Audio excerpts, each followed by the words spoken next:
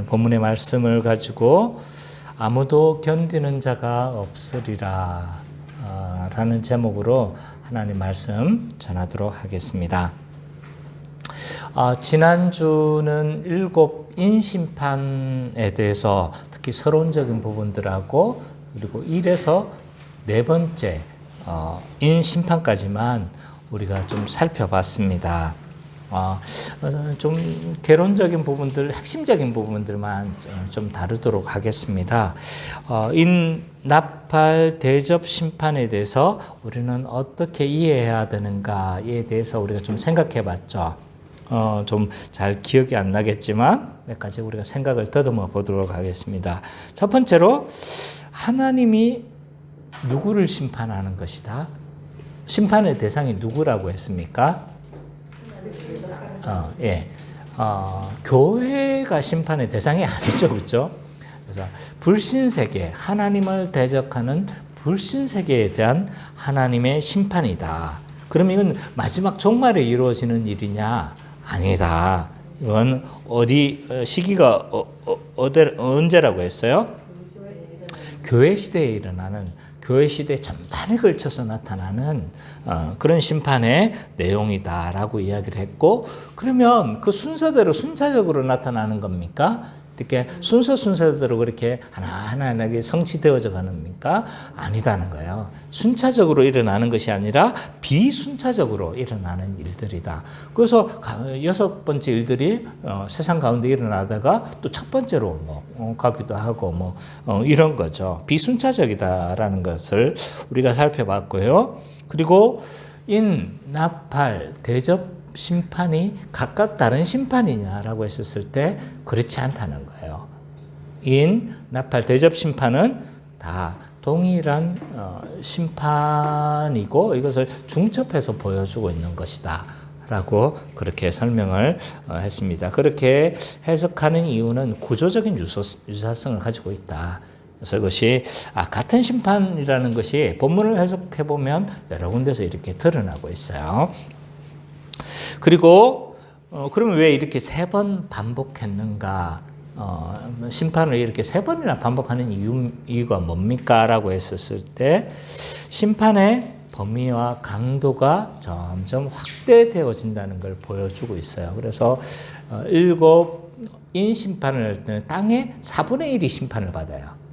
나팔 때는요, 땅의 3분의 1이 심판을 받고, 그리고 대접 심판 때는 모든 전 인류가 이렇게 심판을 받죠. 그래서 심판의 강도가 점점 확대되고 있다는 것들을 좀 보여주고 있어요. 그리고 심판의 양상이 지역이나 여러 상황에 따라서 심판의 양상이 다 다르게 나타날 것을 보여주기도 하는 것이다라는 것이었죠. 그래서 이것이 7 심판 시리즈에 대해서 공통적으로 이제 가져야 될 어떤 배경적인 지식들이에요. 그리고 7 인 심판 시리즈 중에서 4번째 인 심판까지 우리가 좀 살펴봤어요. 그죠? 맞죠?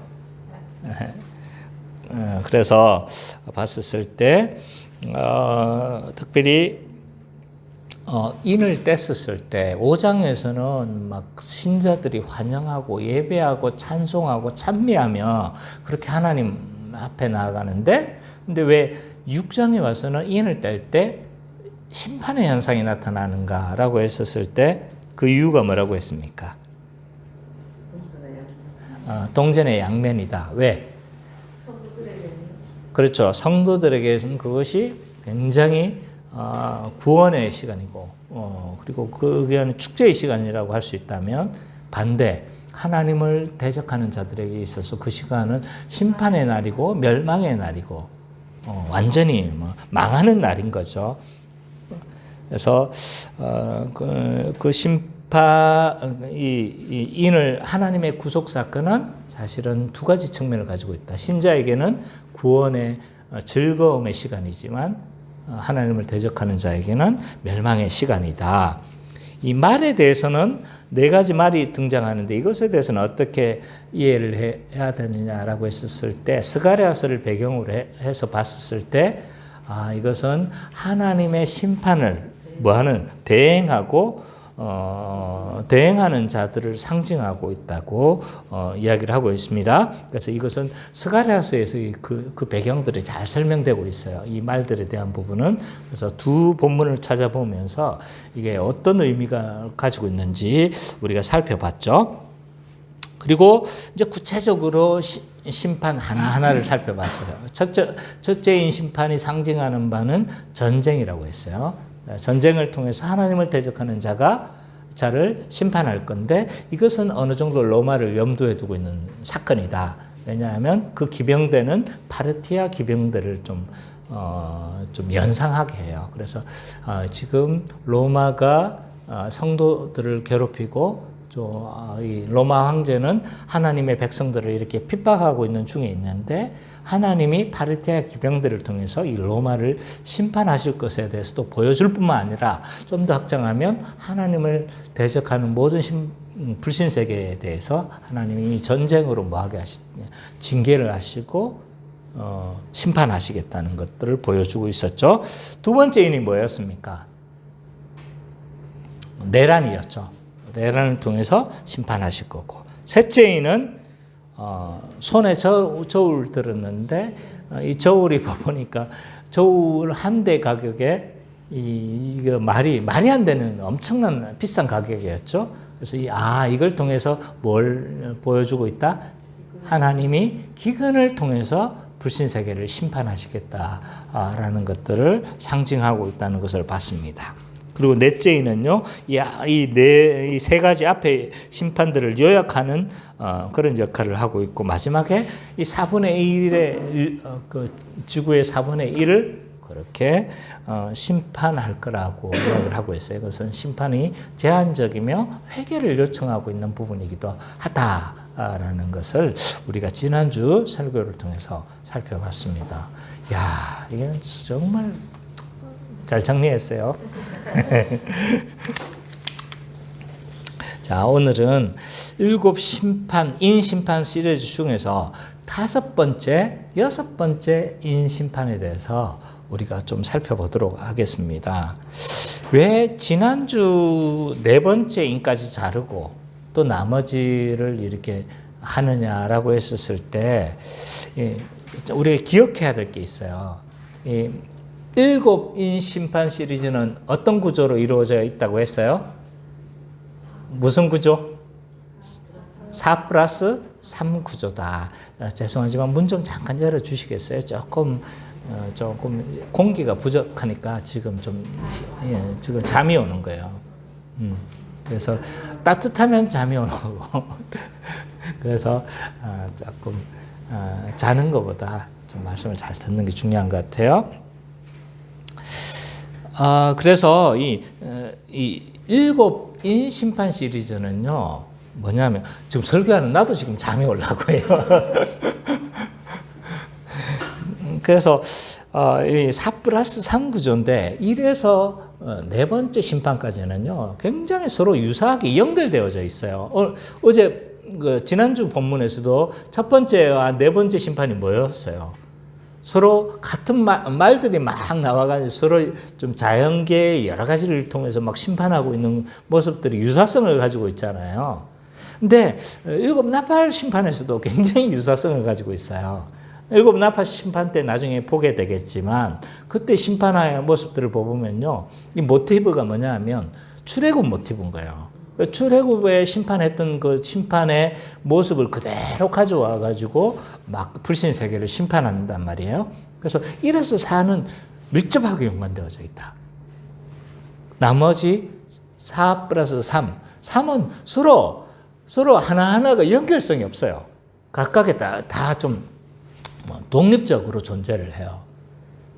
그리고 심판의 내용도 있는 부분 측면도 있지만 심판의 측면뿐만 아니라 다른 어떤 앞에 심판에 대한 어떤 설명에 대한 측면도 있고 막 이런 거예요.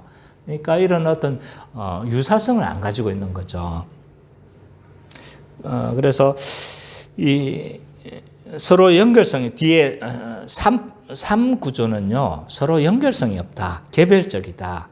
그리고 꼭 심판의 내용만 다루는 것이 아니라 오늘도 좀 살펴보게 되겠지만 특별히 이 5번째는 이 심판의 측면이라기보다는 심판의 원인의 측면들에 대해서 많이 설명하고 있어요. 그러다 보니까 좀 이건 4+3은 따로 이렇게 또 다룰 필요가 있는 거죠.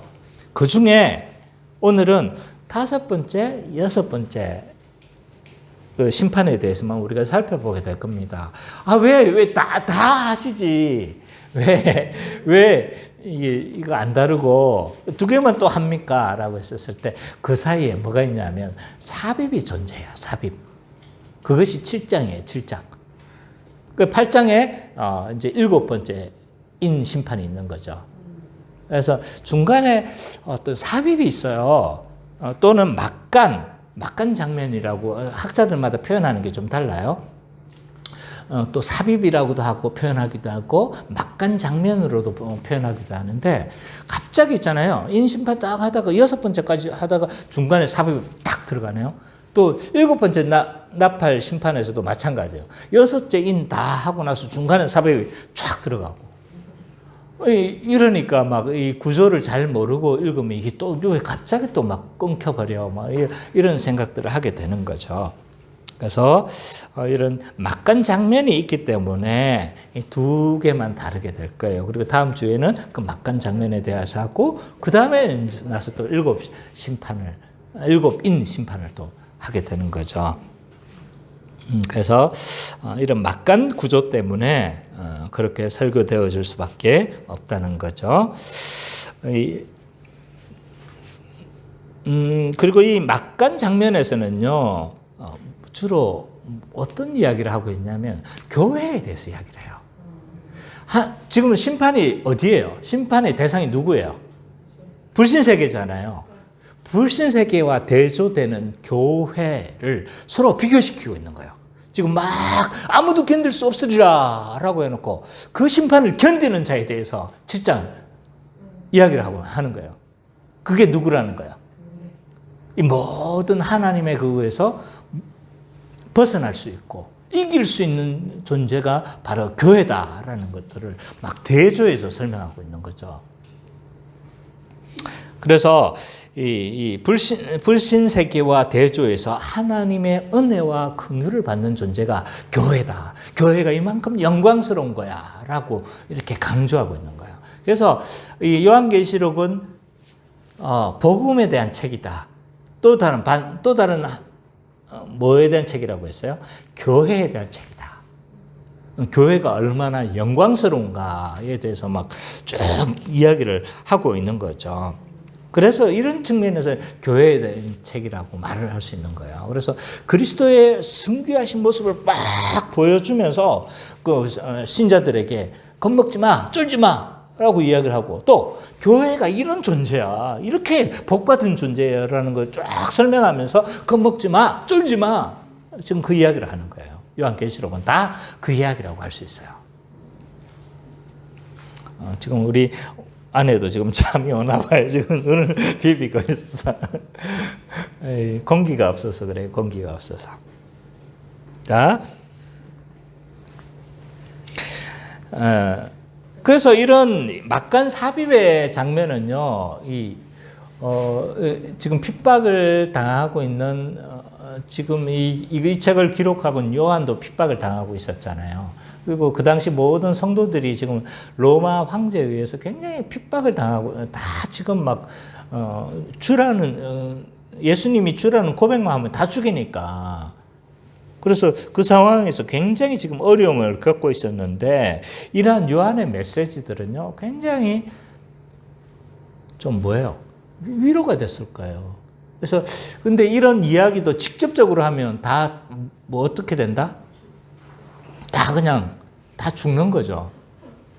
그러니까 지금 막 비밀스러운 이야기, 좀 알아먹기 어려운 이런 뭡니까? 약간 환타지. 이걸 가리켜서 묵시문학이라고 하는데 이 묵시문학처럼 묵시문학으로 이렇게 구성한 이유도 뭐다? 로마 황제에게는 로마 군인들에게는 비밀스러운 거예요. 근데 신자에게는 뭐예요? 아, 이게 구약을 배경으로 하고 있구나.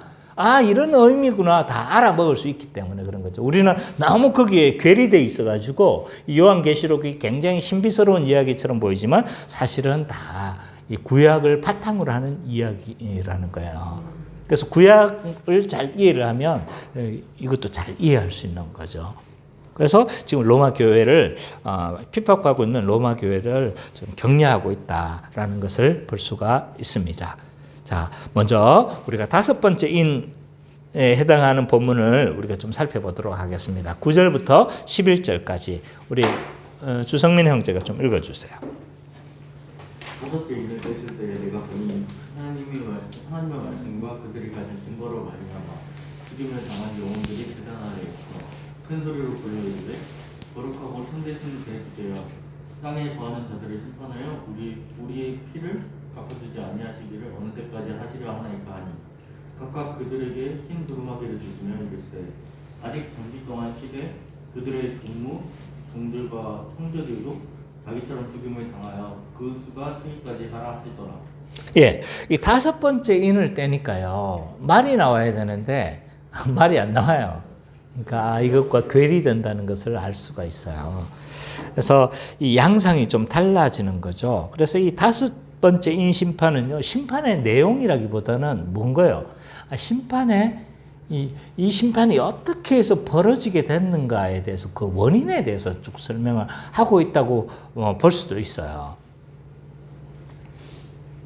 자, 9절에 좀 더 자세히 좀 우리가 좀 살펴볼까요? 9절에 보니까 한 무리에 대해서 소개를 하고 있어요. 그 무리가 누구죠? 한번 읽어볼까요? 5째 인을 떼실 때 내가 보니 하나님의 말씀과 그들이 가진 증거로 말미암아 죽임을 당한 영혼들이 제단 아래 있어 라고 이야기를 해요. 어떤 한 무리를 표현하는데 이 무리가 어떤 사람들이래요? 하나님의 말씀과 그들이 가진 증거로 말미암아 죽임을 당한 영혼들이다. 복잡한 수식어가 붙어 있지만 누군 것 같아요? 누군 것 같아요? 자, 이 요한도 자기가 1장에 보면 자기가 지금 어떤 존재라고 묘사를 하고 있어요? 복음으로 인해서 박해를 받은 자, 나 요한은 이렇게 이야기를 하고 있죠. 그래서 이 사람들도 뭐예요? 복음으로 말미암아 그들이 가진 증거가 뭐였어요? 복음이잖아요. 복음으로 인해서 죽임을 당한 영혼들이라는 거예요. 그럼 이 사람들은 뭐예요? 순교자들이라는 거예요. 순교자들. 복음 때문에 목숨을 잃었던 사람들이 지금 그 제단 아래 있다라고 이야기를 하고 있어요. 그래서 이 죽임을 당한 영혼들은 순교자고 또 그들이 뭐 아래 있다? 제단 아래 있다는 것도 이들이 순교를 당했다라는 것들을 좀 더 암시해 주고 있어요. 짐작하게 합니다. 왜냐하면 레위기 4장 18절을 보면 희생제물로 드려진 피는 어디로 딱 가냐면 제단 아래 뿌려버리는 거예요. 그러니까 이 사람들은 뭐예요? 희생제물로 죽었던 사람들이라는 거예요. 그래서 이 사람들은 누가 봐도 순교를 당한 자들이구나 라는 것을 알 수가 있어요. 그래서 이것은 이 사람들이 뭐 희생제물로 드려졌다, 그리스도와 같은 어떤 대속제물로 드려졌다는 말은 아니에요. 그러나 참된 희생제물이 누구세요? 단번에 제사를 드리신 분이 예수 그리스도잖아요. 그 그리스도를 따라서 죽음을 당한 영혼들이다라는 것들을 지금 암시하고 있는 겁니다. 자, 이들이 죽은 이유가 뭔 거예요? 왜 죽었어요? 이들이? 그들이 가지고 있는 증언 때문이었어요. 그죠? 복음 때문에 죽은 자들이었어요. 자, 이 표현들을 통해서 참된 그리스도인이 누구냐에 대한 부분이 좀 우리는 생각해 볼 수 있는 거예요. 참된 그리스도인은 누구냐라고 했었을 때 신자는 누구냐? 복음 때문에 자신의 목숨까지도 아까워하지 않는 자들이다 라는 거예요. 왜?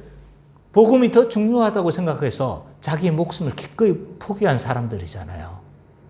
그러니까 심지어 자기 목숨보다 더 중요한 것이 이 복음이라고 생각한 사람들이 신자다. 또 다른 말로 우리가 좀 더 이해하기 쉬운 말로 표현하자면 이 예수님 또는 복음을 가장 우선순위에 두는 자가 누구다? 신자다는 거예요. 교회만 다닌다고 해서 신자가 아니에요. 예수님을 가장 복음 때문에 있잖아요. 그 어떤 것도 포기할 수 있는 자인 거예요.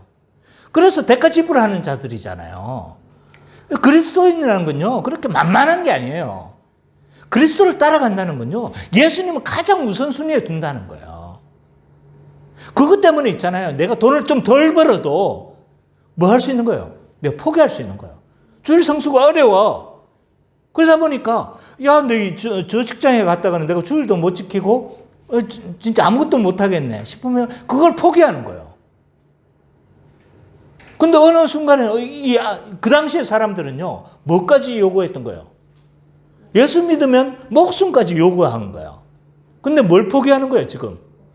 복음을 포기하는 거 아니라 뭘 포기했어요? 목숨을 포기한 거예요.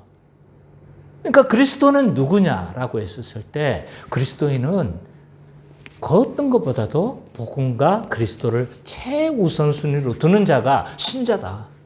그들이 교회다. 요즘 이 그리스도인이 되는 것을 너무 쉽게 생각하는 것 같아요. 맞아요. 교회는 누구나 와야 돼요. 누구나 와야 되는 것을 부정하는 것은 아니에요. 그러나 그들이 한 몸이 되어지고 한 가족이 되어지고 그리고 신자로 세례를 받는 것은 다른 문제라는 거예요.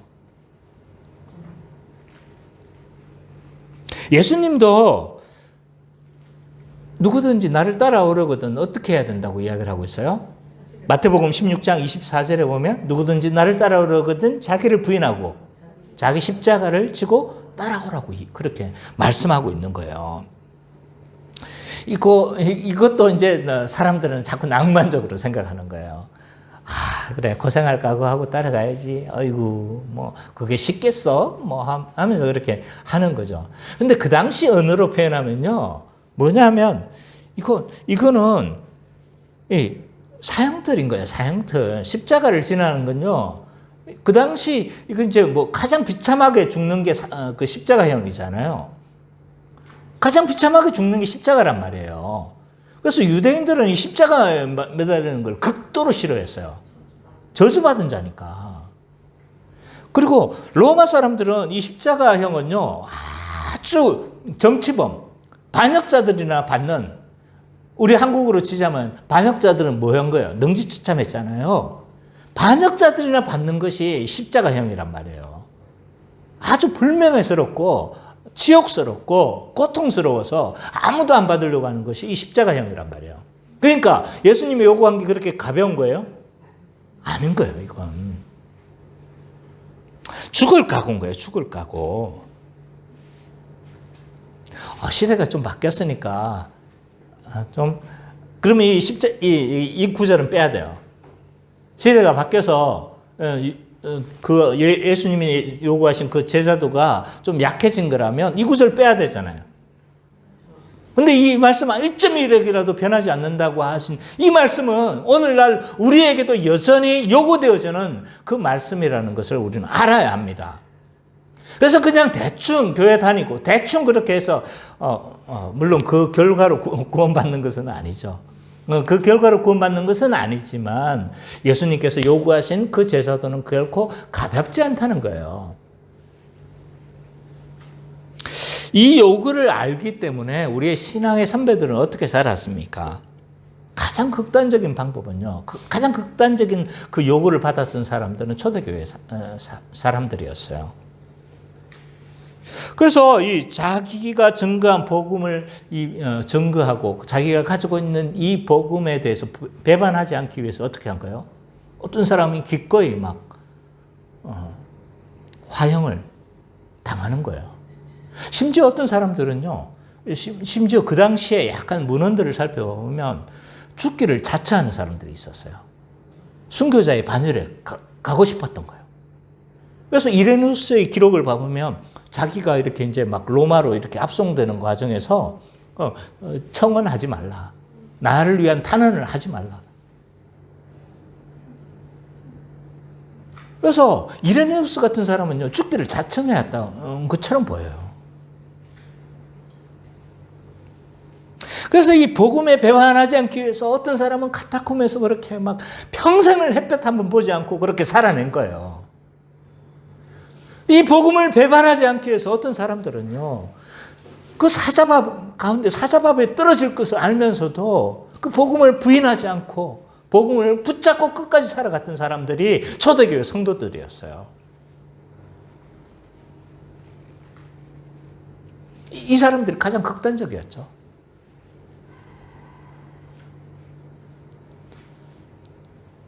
우리는 그보다 좀 덜 극단적인 세대를 살고 있어요. 그래서 예수 믿는 것 때문에 목숨을 잃었던 사람들은 너무나 소수예요. 지금도 있어요. 있긴 있지만 이슬람권이나 아주 이런 상황에서 소수들이죠. 그렇지만 이것이 얼마나 그리스도인으로 부르심이 얼마나 엄중하다는 것을 알기에 자기의 가지고 있는 것들을 있잖아요. 기꺼이 아무것도 아닌 것처럼 여겼던 수많은 사람들이 있었어요. 진젠도르프 백작 아시잖아요. 자기의 영지로 들어온 수많은 그 난민들을 어떻게 했습니까? 자기 경작지를 다 나눠줘 버렸어요. 그래서 그들이 공동체로 살아가도록 해서 그들이 뭘로 불렸어요? 헤론 후르트 맞죠, 그죠? 정확한 명칭이 모르겠는데, 네. 막 그 사람들이 그 자기 영지에서 살아가고 농사 지으면서 살아갈 수 있도록 하고 자기 영지를 내어줬어요. 그리고 그 사람들이 막 다 선교사로 나가고, 그래서 그것을 통해서 그 당시에 모라비안 운동이 일어나도록 했던 사람들이죠.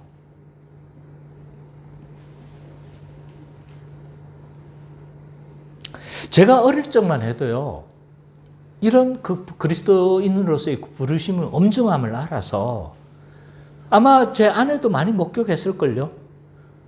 교회 짓는다고 했었을 때 전세금 빼고 그때는 집을 팔아가지고 막 했단 말이에요. 그래 교회를 지었어요. 다 그렇게 하라는 게 아니에요.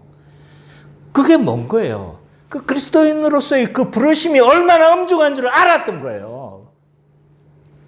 그러나 오늘날 이 복음의 그 교회 성도가 된다는 것, 교회로 된다는 것을 너무 가볍게 생각하는 거예요. 마음대로 들어가고 마음대로 나가고 아무나 세례를 줘버리고.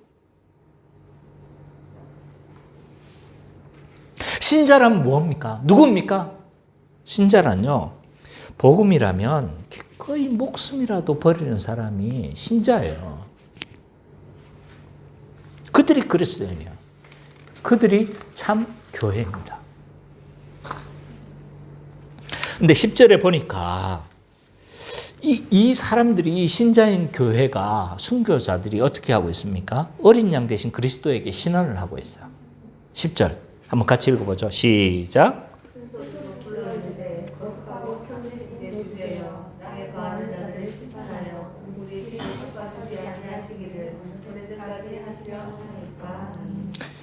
순교자들이 우리의 핏값을 언제 갚아주십니까?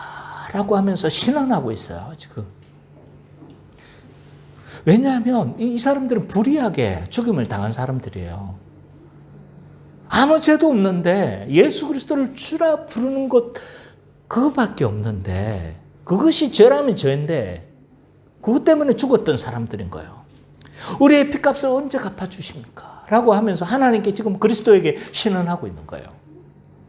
그 공의로우신 하나님, 이 불의를 넘어가시면 안 됩니다. 라고 그렇게 공의로운 하나님께 지금 신원하고 있는 거예요. 자, 세상을 보면 악한 사람들이 참 많아요. 그죠? 우리 요즘 이제 코로나 시대가 되니까 사람들이 뭐 피해를 보는 사람도 많고 이러니까, 어려움을 겪고 이러니까 사람들이 너무 지금 날카로워. 찌르면 터져요, 그냥. 예민해져 있습니다. 며칠 전에 제가 카페를 출근하려고 해서 이제 차를 빼고 딱 가려고 하는데 어떤 차가 딱 서 있는 거예요. 다 목격했죠, 그죠? 그래서 차가 딱 서 있는 거예요. 차가 딱 서 있어. 근데 아무리 봐도 그 사이를 내가 삐집고 나갈 수가 없어. 그래 돌아가자니 너무 많은 길을 골목길이 이렇게 뒤로 한참 후진을 해야 되기 때문에 너무 어려울 것 같은 거예요. 그런데 이제 잘하면 지나가겠어. 그래서 이제 내가 뭘 선택했냐면 이제 지나가는 방향으로 선택을 했단 말이에요. 그래서 가려고 하는데 그러면 보통 이제 길을 막고 이랬으면 보통 뭐 합니까? 이렇게 빠져나갈 수 있도록 저 들어오세요 하고 막 이렇게 차를 유도를 해줘야 되는데 전혀 그러질 않은 거예요. 거기다 내가 가다가 막 밑바닥이 긁혀버렸어요. 그러니까 막 완전 나도 열이 오는 거예요. 악한 사람이 많아요. 신자가 그리스도인으로 살아갈 때 우리는 여러모로 있잖아요. 하나님을 알지 못하는 불신자들에 의해서 고통을 많이 당합니다. 예수님 당시만 해도 뭐였어요? 우리가 일곱 교회를 했었을 때 그들이 어떻게 고통을 당했어요? 길드에서 배제당했죠. 그죠?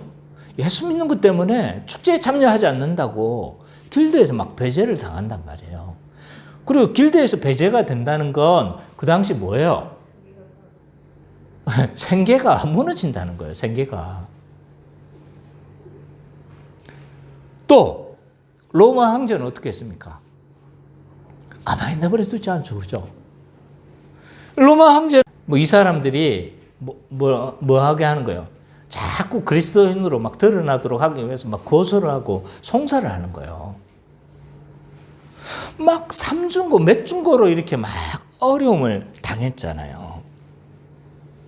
오늘날 우리가 신자로 살아갈 때 악한 자들에 의해서 고통을 당할 수 있어요.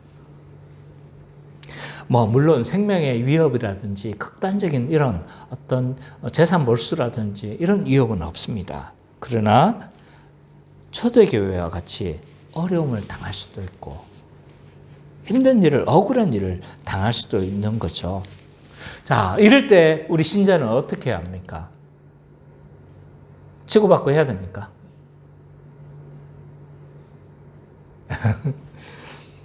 안타깝지만 우리가 할 수 있는 건 하나님께 신원하는 거예요.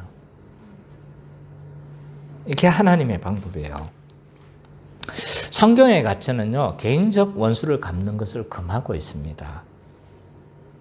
로마서 12장 19절 한번 찾아볼까요?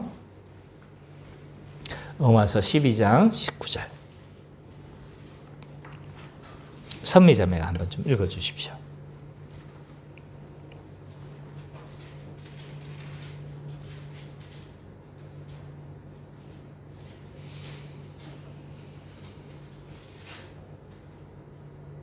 내 사랑하는 자들아 너희가 친히 원수를 갚지 말고 하나님의 진노하심에 맡기라. 기록되었을 때 원수 갚는 것이 내게 있으니 내가 갚으리라고 주께서 말씀하시니라. 성경에는요, 우리가 불신 세계를 통해서 고통을 당할 때 물론 어떤 것들에 대해서는 방어를 해야 돼요. 방어를 해야 돼. 이거 전혀 하지 말라는 말은 아니에요. 그러나 기본적인 원칙은 뭐냐 하면 여기에 대해서 개인적으로 원수 갚는 것에 대해서 금지를 하고 있어요. 이것은 여러 군데서 이야기를 하고 있어요.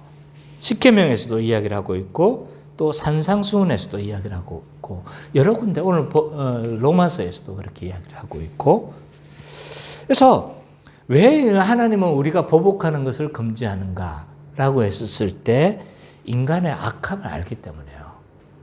왜? 하나 맞았으면 한 대만 때려줘야 되는데 한 대만 때리는 게 아니라 바바바박 완전히 일어설 수 없을 정도로 완전히 반죽여 놓는 거예요. 그러니까 이게 자꾸 이 고통이 자꾸 커지는 거야.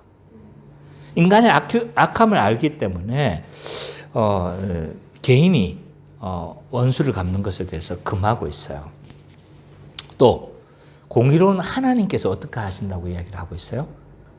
그 원수를 내가 갚아주겠다라고 말을 하고 있어요.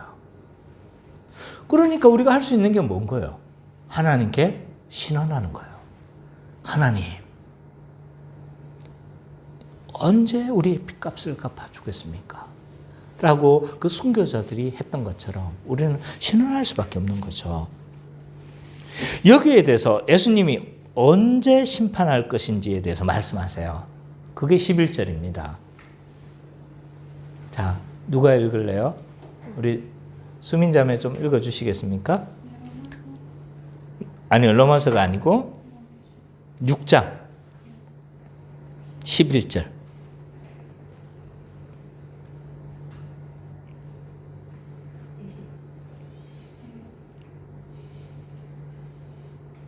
그러자 그들 각자에게 긴 흰옷을 주시면서 그들의 동료들과 형제를 그들처럼 죽임을 당하여 물수가 가득 채워질 때까지 잠시 좀 쉬라고 말씀하시더라. 다른 이제 번역서를 읽어주셨는데, 자 보세요. 봐보니까 언제 우리를 신원하시게 우리 핏값을 갚아주겠습니까? 라고 하니까 예수님 거기에 언제 내가 해주겠다라고 이야기를 해요. 그게 언제래요? 형제들도 자기처럼 죽임을 당해 수가 차기까지. 그러니까 순교자의 충만한 수가 차기까지라는 거예요. 이거 이렇게 이해하면 안 됩니다. 순교자가 몇 명 죽어야 종말이 오겠구나 이런 생각하시면 안 돼요. 그런 의미가 아니에요. 이 순교자의 수가 충만하게 차기까지라는 건 뭘 의미하냐면 반대로 측면으로 이야기를 하면요, 그들의 악이 차기까지예요. 가나안 땅을 아브라함에게 약속하시면서 바로 가나안 땅 안 주시죠? 왜 그랬어요? 가나안의 죄악이 충만하지 못했기 때문에요. 그래서 그들을 심판하시지 않는 거예요. 그래서 왜 하나님은 이스라엘 백성 때문에 그 가나안, 죄 없는 가나안 사람들을 다 죽이십니까? 아니에요. 그들은 죄가 충만했어요. 심판을 당한 거예요. 이스라엘 백성들한테 심판을 당한 거라니까요. 그들의 죄악이 차기까지 몇백 년을 기다리신 거예요, 하나님은. 마찬가지인 거예요. 지금 어떻게 하는 거예요? 이들의 죄악이 차기까지. 그래서 순교자가 충만할 때까지 기다리라. 라고 그렇게 말씀하고 있는 거예요. 자, 이 말은요, 곧 하나님의 심판이 뭐하다? 불신세계에 대해서 아무 죄 없는, 예수 안 믿는다고 그냥 보복하고 막 이게 아니라는 거예요. 그들의 죄악이 지금 가득 찬 거예요. 그래서 하나님의 심판이 뭐하다? 정당하다는 것.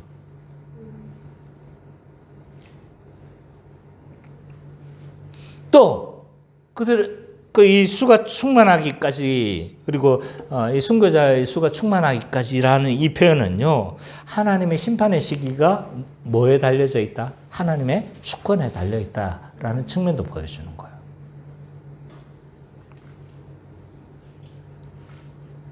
그래서 정리를 좀 해보면요, 이 지금 인심판이라든지 이런 것들이 왜 지금 이루어지고 있는 거예요? 여섯 번째 인심판이, 이 다섯 번째 인심판이 이 인심판의 원인에 대해서 설명해 주고 있는 부분이라고 제가 처음 시작했었잖아요. 그게 뭔 거예요? 순교자들의 신원이다.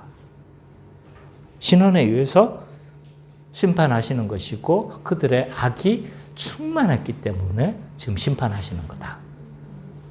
라는 거예요. 그래서 순교자들의 신원뿐만 아니라 그들의 악 때문에 지금 심판을 당하는 거예요.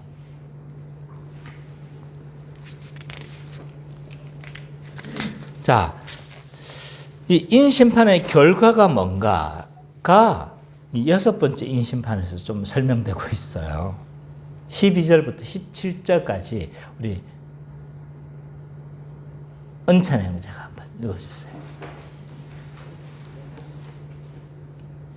내가 보니 여섯 대인을 뜨실 때 큰 진이 나며 해가 거미털로 짠 방울같이 거머쥐고 달이 온통 피어치 내며 하늘의 별이 무화과 나무와 태풍을 흔들며 서리를 내며 떨어지는 것 나는 떨어지며 하늘은 두루마리와 만명과 같이 떠나가고 각 산과 섬이 제자리에 옮겨지며 땅의 인근들과의 것들과 장군들과 부자들과 강한 자들과 모든 종과 자유인이 그가 산들의 바위틈에 숨어 산들과 바위에게 말하되 우리 위에 떨어져 보좌에 앉으시니 그에서와 그 어린 양의 진노에서 우리를 가리라.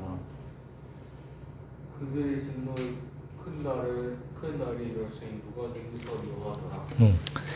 여섯 번째 인심판은요. 이 인심판으로 인해서 나타나는 결과들을 좀 잘 보여주고 있다고 할 수 있어요. 한마디로 말하면 아무도 견디는 자가 없을 거라는 거예요.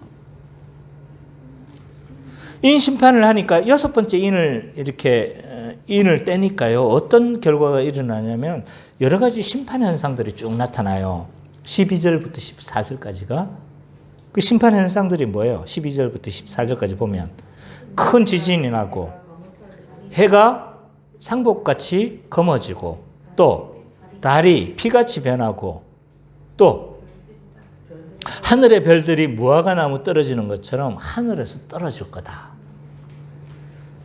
참 표현이 너무 시적이면서도 무시무시해요. 그죠? 또 하늘이 말려진 책처럼 분리될 거다. 그 다음에 각 산과 섬이 제자리에서 옮겨질 거다. 큰 지진이 날 거라는 거예요. 그죠?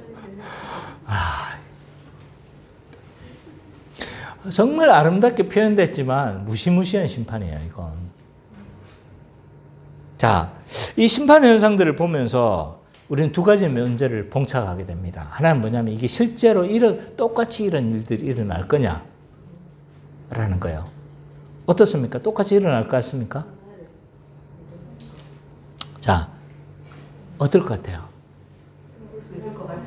뭐, 그럴 수도 있을 것 같은데, 그럴 수도 있지만, 이 계시록에 등장하는 대부분의 이런 의미들은요, 상징적인 이미지예요.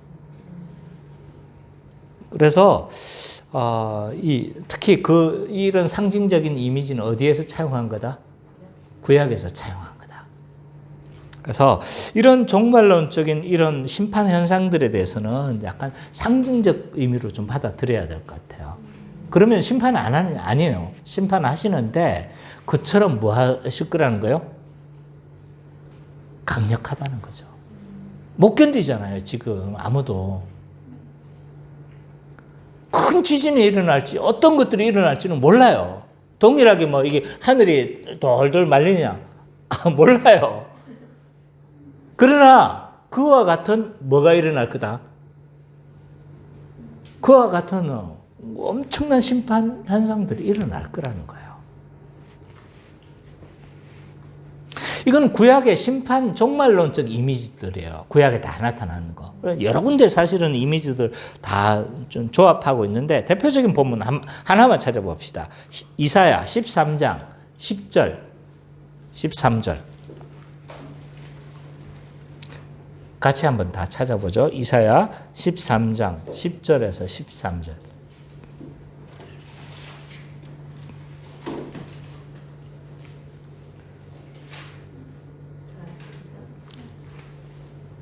자, 한번 시작. 오늘의 별과 별과 그 빛을 내지 아니하며 해가 가도 어두우며 달이 그 빛을 비추지 아니할 것이로다. 내가 세상의 악과 악인의 죄를 벌하며 교만한 자를 넘으며 강팍한 자를 낮출 것이며 내가 사람을 순금보다 추하게 하며 인생의 호비를 눈보다 희귀하게 하리로다. 그러므로 나 만군의 여호와가 분하여 맹렬히 노하는 날에 하늘을 진동시키며 땅을 그 자리에서 떠나게 하리니. 예, 하나님의 그 심판에 대해서 쭉 설명하고 있는데 하늘의 별들과 별무리가 그 빛을 내지 아니하며 해가 돋아도 어두우며 달이 그 빛을 비추지 아니할 거다. 그리고 13절에 보니까 분하여 맹렬히 노하는 날에 하늘을 진동시키며 땅을 흔들어 그 자리에서 떠나게 하리니. 이런 표현들이 지금 다 어디 있던 거예요? 지금 요한계시록 그대로 차용되고 있죠. 그죠? 그래서 이런 심판 현상들은 기본적으로 상징적인 것으로 이해를 해야 된다. 그러나 이 상징이라고 해서 그러면 그 심판이 안 일어나느냐? 아닌 거예요. 일어나는 거예요.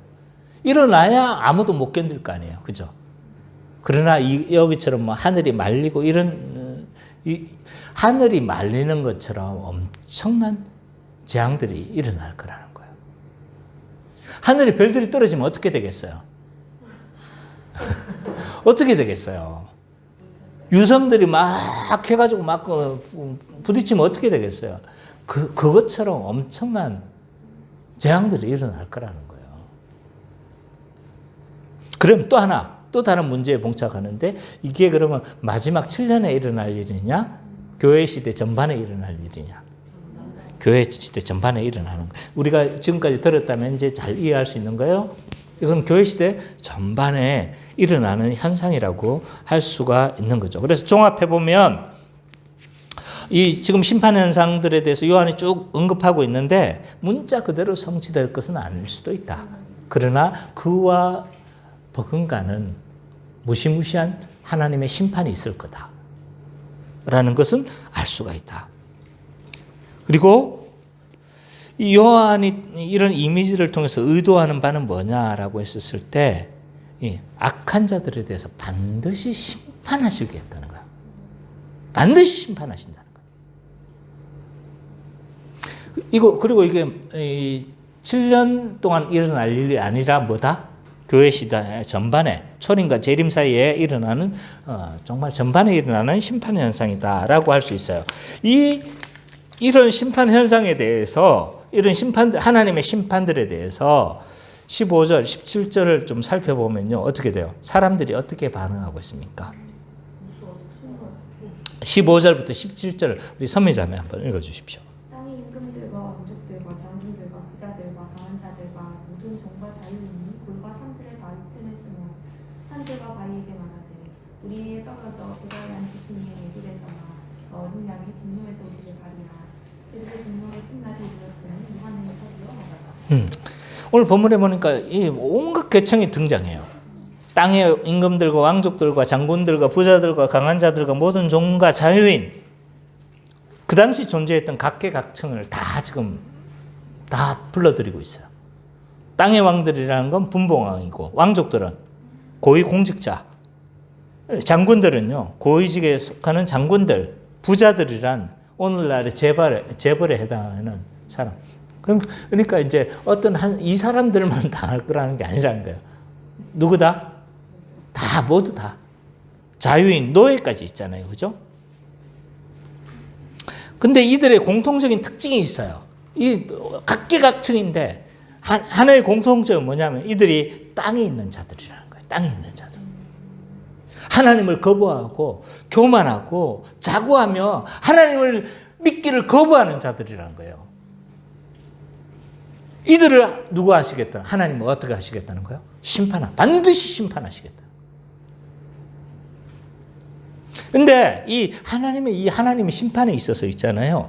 강조되는 게 여기 본문을 자세히 살펴보면요. 강조되는 게 있어요. 그거 뭐냐면 아무도 견딜 자가 없을 거라는 거예요. 곳곳에 지금 있어요. 아무도 견딜 수 없다는 것들이 어떻게 강조되고 있냐면 한번 봐보세요. 기근이라든지 전쟁이 일어나면 앞에 있었던 왕들은 어떻게 돼요? 그리고 재벌들은 어떻게 돼요? 그나마 좀 덜 고통을 당한단 말이에요. 거기서 제일 고통당한 사람은 누구예요? 보통 전쟁 나와가지고 제일 고통당한 사람들이 누구예요? 아녀자들, 가난한 사람들, 아이. 이들이 제일 고통당한단 말이에요. 근데 여기서 지금 하나님의 심판이 있으니까 그 노예하고 자유인만 지금 고통을 당하고 있습니까? 어느 하나 벗어나는 사람이 없다는 거예요. 어느 하는 사람도 벗어날 사람이 없다. 하나님의 그 재앙에서, 하나님의 그 심판에서 아무도 벗어날 자가 없다는 것이 지금 강조되고 있어요. 일일이 왜 언급했겠어요? 요한이 할 말이 없어서 이 한 사람 한 사람은 언급 안 했을 것 같아요? 언급했을 것 같아요? 아무도 그 재앙에서 벗어나는 자가 없다는 것을 강조하고 있는 거예요, 지금. 그리고 이게 아무도 벗어날 수 없다는 거를 또 강조하기 위해서는 심판이 얼마나 두려웠으면요. 상과 바한테 부탁을 해요. 그 부탁이 뭐예요? 내 위에 떨어지게 해라. 왜 위에 떨어지게 하라는 거예요? 자살하려고 하는 것이잖아요. 그러니까 그 고통이 아무도 차라리 죽는 게 낫겠다. 날 죽여라. 이 말인 거예요. 이 심판이 얼마나 견디기가 어려웠는지 아무도 견딜 수 없다는 것을 강조하기 위해서 나 제발 좀 죽게 해줘. 나 죽게 해줘라는 거예요. 지금. 또 이들의 고백에서도 진노의 큰 날이 이르렀으니 누가 견디리요? 라고 하면서 혹시나 이 지금 아무도 견딜 수 없다는 것들을 강조했는데 못 알아먹는 사람이 있을까 봐 뭐 하는 거예요 지금? 다시 한번 말로 박아버리는 거예요. 아무도 견딜 자가 없을 거다.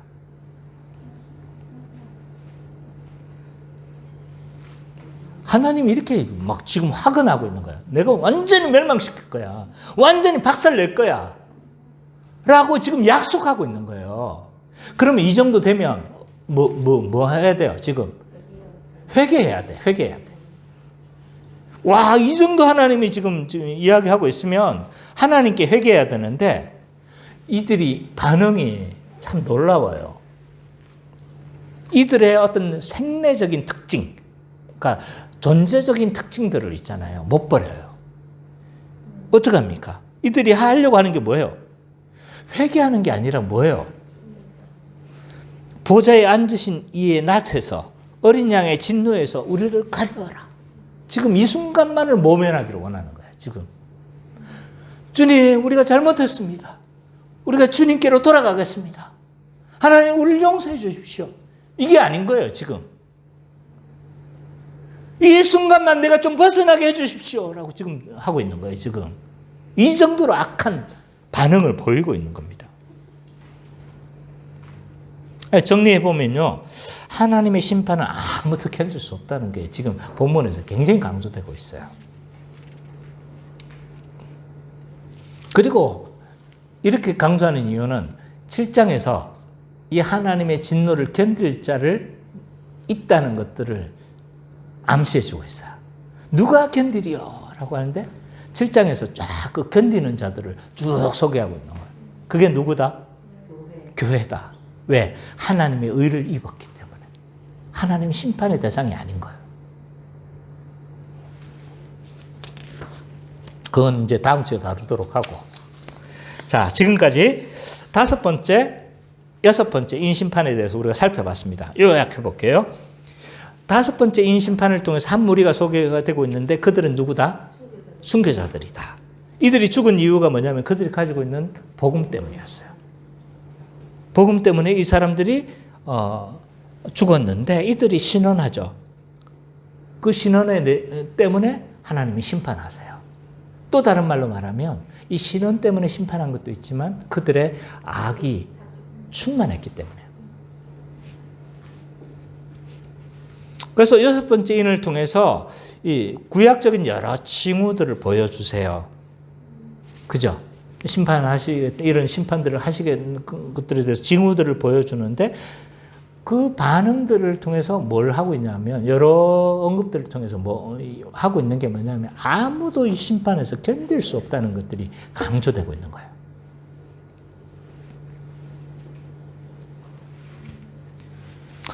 이들은요, 그러면 회개해야 되는데 회개하지 않고 피하려고만 하고 이런 모습들을, 악한 모습들을 보이고 있다는 거예요. 그래서 오늘 본문에서 우리가 좀 생각할 수 있는 핵심 메시지가 뭐냐라고 했었을 때 신자는요, 세상에서 고통을 당하지만 하나님은 악한 자들을 반드시 심판하신다는 거예요. 그리고 뭐예요? 이 악한 자들은 뭐예요? 그냥 사기치고 뭐 이런 자들만 의미하지 않아요. 이 악하다는 건 자체가 뭐냐? 불신세계를 지칭해요. 불신세계를 반드시 심판할 거고 그때는 아무도 견디지 못할 거라는 거예요. 자, 새 측면에 있어요. 신자들은 뭐예요? 세상 가운데서 고통을 당하지만 하나님은 그 불신세계에 대해서 반드시 심판하신다. 그리고 마지막 세 번째 측면에서는 그 심판을 아무도 견디지 못할 거다. 자, 세상은요, 하나님의 심판 때까지 자신들의 악을 쌓아요. 그 대표적인 것이 그냥 순교만 언급됐을 뿐이에요. 초대교회 때부터 얼마나 많은 순교자가 있었는지 모릅니다. 구약에서부터 순교자가 있어요. 누굴까요? 구약에서부터 순교자. 네, 아벨. 아벨도 순교자예요. 아벨은요, 하나님의 경건한 백성을 대표하는 자였어요. 가인은요, 사람의 아들의 대표자고. 근데 그 아벨이 죽은 이유가 뭐예요? 하나님 믿음으로 예배 드린 거예요. 참, 아벨이 죽은 이유는요, 그가 믿음으로 예배 드린 것밖에 없어요. 근데 가인은 뭐예요? 싫었던 거예요. 죽여버려.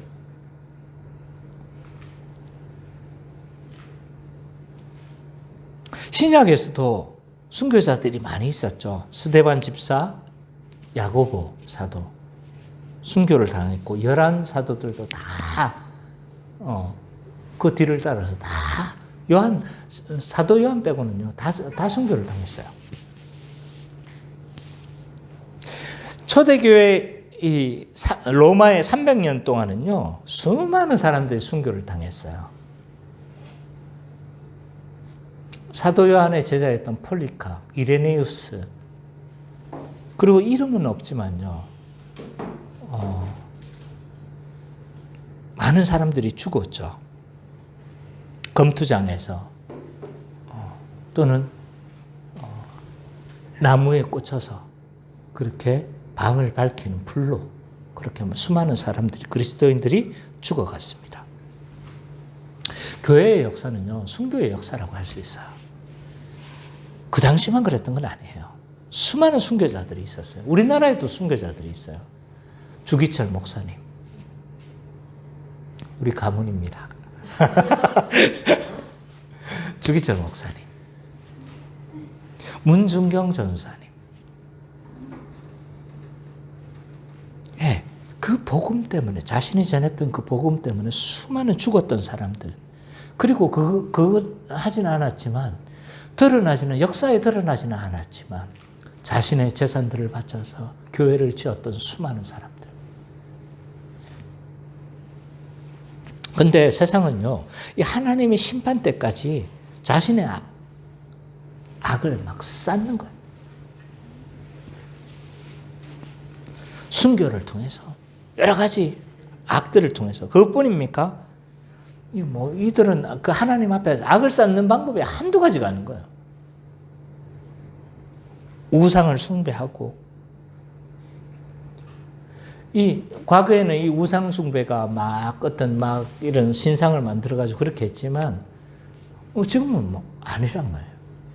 돈을 숭배하도록 하게 하고, 권력을 숭배하도록 하고.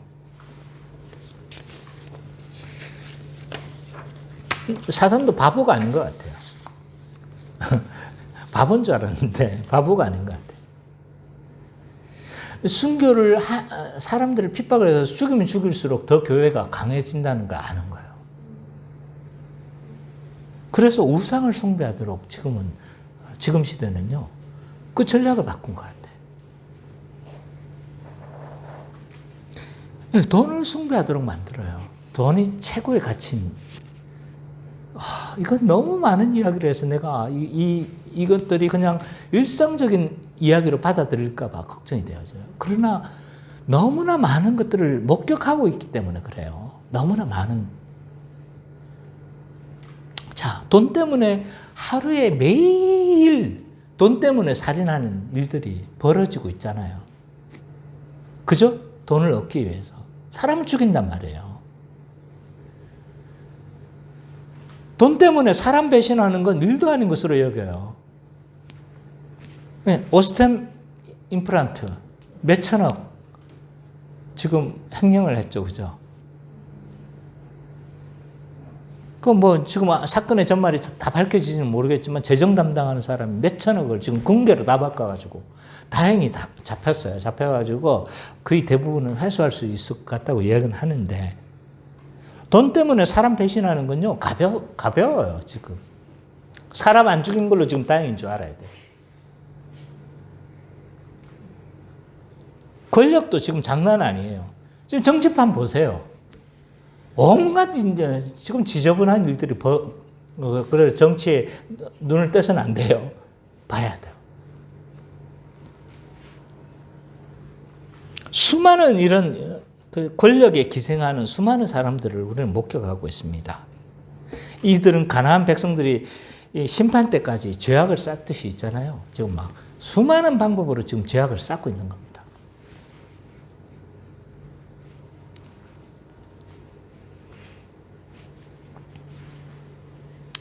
그래서 이들의 죄악이 쌓여서 어떻게 됐냐면 하나님은 이 여호수아와 모세를 통해서 가나안을 심판하시잖아요. 그죠? 심판하셨는데 오늘 본문에서도 순교자들의 수가 충만해질 때까지 또 다른 말로 그들의 악이 쌓일 때까지 기다리라고 이야기를 하고 있어요. 심판을 유보하겠다는 거야. 아직까지는 내가 기다리겠어. 이 말은 기회 있을 때 회개하라는 거야. 기회 있을 때. 자, 우리가 알아야 될 건요. 심판의 때가 있다는 거예요. 심판의 때가. 노아의 홍수가 임했을 때 노아의 가족 외에는 아무도 살아나지 못했어요. 이 말의 의미는 뭐냐면 심판이 순식간에 임했다는 거예요. 또 소돔과 고모라가 순식간에 임하면서 롯의 가족 일부만 살고 아무도 살아나지 못했어요. 그 말의 의미는 아무도 이 심판에서 벗어날 자가 없었다는 거예요. 우리 하나님의 의로운 진도도요, 순식간에 임한다는 걸 알아야 돼요. 지금은 더 놀고 싶어요. 지금은 내가 좀 젊으니까 조금 자유롭게 살고 싶어요. 이렇게 말할 계제가 아니라는 거예요. 하나님의 심판은요, 순식간에 임한다는 거예요. 그리고 그 심판의 때 아무도 견디지 못한다는 거 알아야 돼요. 신자도 그렇고 불신자도 그렇고 하나님의 심판을 너무 가볍게 생각해. 죽으면 끝이라고 생각해요. 난 지옥 갈 거야. 괜찮아. 나는 지옥 갈 거야. 괜찮아. 지옥 있다며. 지옥 갈 거야. 괜찮아. 나 이대로 살도록 내버려둬. 그렇게 호기를 부립니다. 성경에는요, 지옥의 심판을 불로 묘사를 하고 있어요. 네, 실제로 불로 할지 어떻게 할지는 저는 몰라요. 그러나 그것이 가장 고통스러울 거라는 거예요. 목욕탕에 들어가 봐요. 목욕탕에 들어갈 때마다 나는 하나님의 심판을 생각해요. 나 이것도 지금 못 견뎌가지고, 해가지고 또 다시 나온단 말이에요. 우리는 하나님께 호기를 부려서 하나님의 심판이 별것 아닌 것처럼 여기지만 그때가 돼서는요, 회개할 기회도 없을 뿐만 아니라 그 심판을 우리는 영원토록 받아야 돼요. 그리고 우리가 강한 척하지만 우리의 강함은 별거 아니에요. 자, 코로나 지금 2년 되어지니까 사람들은 하나님이 틀끝 하나 움직인 거예요. 그냥. 그 하나님의 섭리는 저는 뭔지는 모르겠어요. 아직 잘 모르겠어요. 그러나 틀끝 하나 움직였는데 사람들이 이렇게 고통을 당해요. 우리가 강한 척 강하다고요? 하나님이 틀끝 하나 움직였었을 때 우리는 고통스러워서 거기에서 벗어나지 못해서 너무 괴로워하는 것이 인간이에요. 하나님의 그 회개를 요청하고 우리가 지금 이 기회를 주고 있었을 때 우리가 해야 될 것들은 하나님 앞에 회개하는 거예요. 돌아서는 거예요. 당장 하나님을 믿으라는 거예요. 땅의 백성들은요, 그 특징대로 존재적 특성이 뭐냐 하면 이 순간만을 모면하려고 하는 거예요. 회개하지 않아요. 이 심판을 견디는 건요, 오직 누구다? 7장에서 등장하는 그 무리들밖에 없어요. 그 무리가 누군지 다음 주에 설교하도록 하겠습니다. To be continued. 예, 의의 옷을 입어서 하나님의 심판에서 벗어나고 이 땅에서 그리스도의 군사로 살아가는 우리 참 기쁨의 교회 모든 성도님 되시기를 간절히 축원합니다.